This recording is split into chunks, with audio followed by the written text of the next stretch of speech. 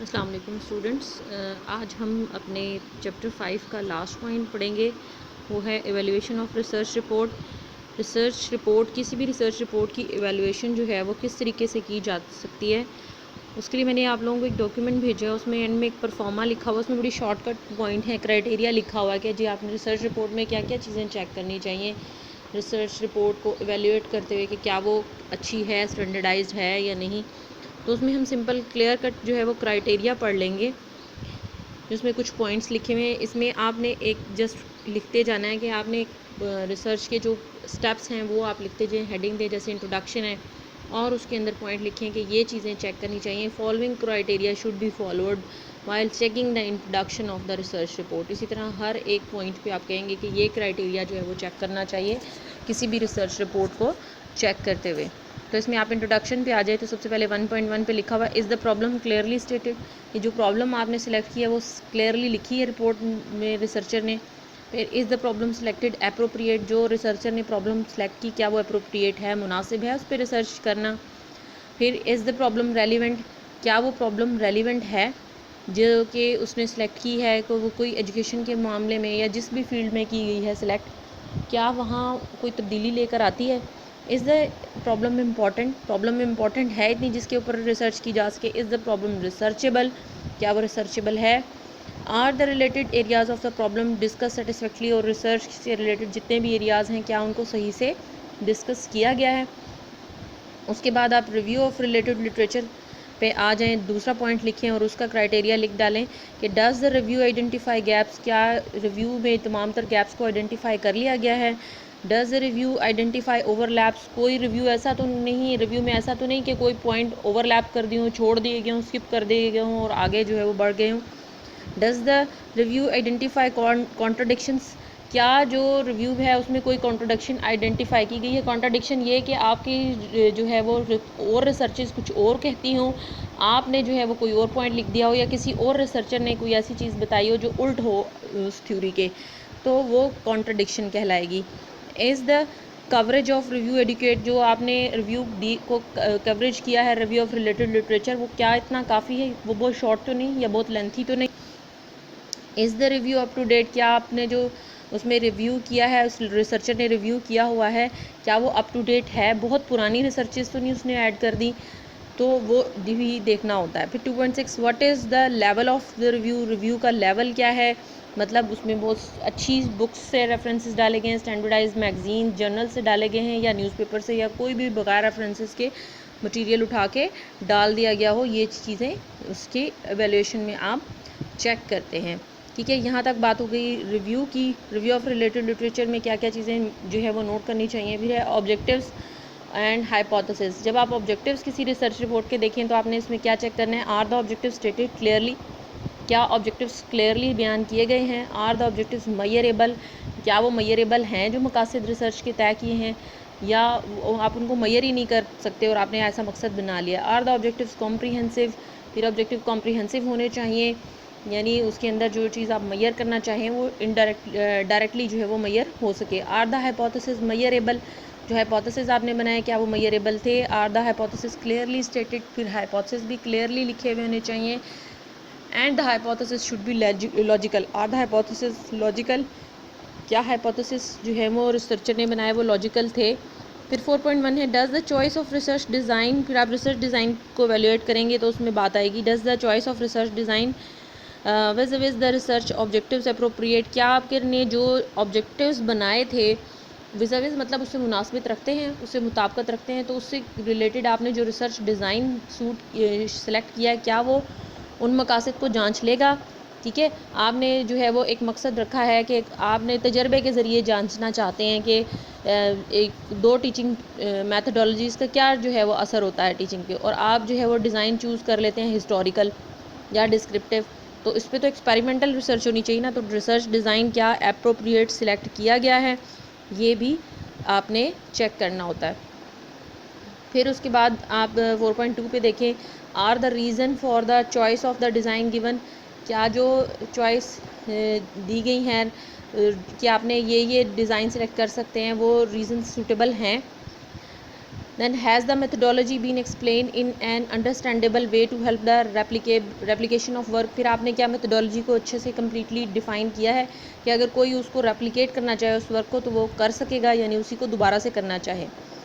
फिर वेरिएबल्स को रिसर्च के आप जांचने के लिए आप देखते हैं are the variables rightly identify. आपने जो जिन रिसर्चर ने जिन टॉपिक पे रिसर्च करनी थी उसके अंदर जो वेरिएबल्स उसने यूज़ किए क्या वो सही से उसने आइडेंटिफाई किए हैं। Are the variables operationally defined, क्या वो ऑपरेशनली डिफाइंड होते हैं, यानी जब आप प्रैक्टिस करने जाएं, जब आप कोई रिसर्च को कंडक्ट करने जाएं तो क्या वो वाकई जांचे भी जाएंगे उस रिसर्च के ज़रिए या नहीं, या वो सिर्फ डेफिनेशन की हद तक हैं।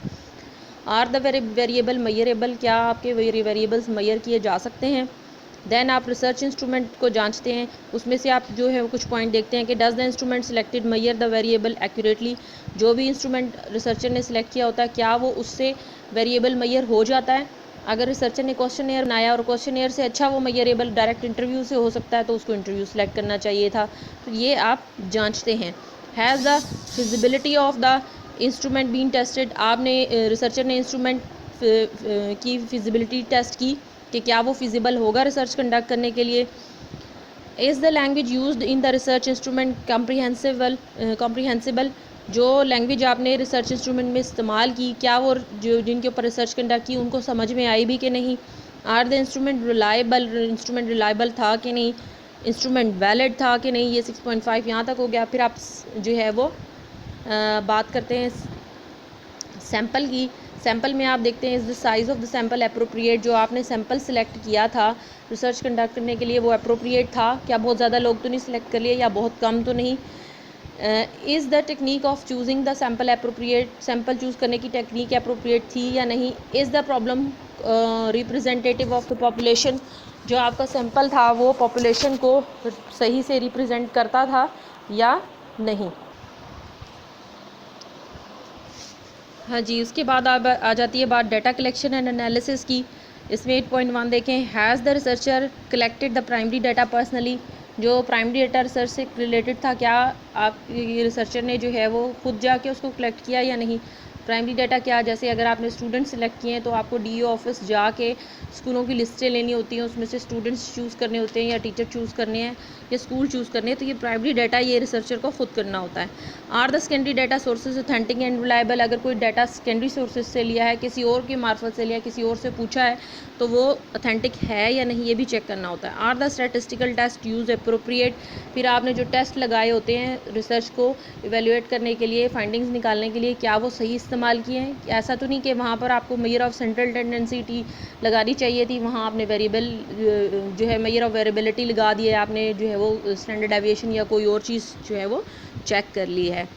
फिर है is the quantitative qualitative data analysis effective, आपने जो भी एवेल्यूएशन की है अपने डाटा की, चाहे आपने क्वालिटेटिवली डाटा की एनालिसिस किया है या क्वांटिटेटिवली, यानी आपने क्वालिटी चेक की है या क्वांटिटी, दोनों आपने देखने होते हैं कि क्या वो आपकी रिसर्च के हिसाब से इफ़ेक्टिव थे या नहीं। फिर फाइंडिंग्स एंड इम्प्लीकेशंस को चेक करते हुए आपने क्या चीज़ें चेक करनी है। Are the findings logically presented, क्या जो फाइंडिंग्स आपने जो रिसर्चर ने ढूंढी हैं क्या वो लॉजिकली उसने प्रेजेंट कर दिया उनको।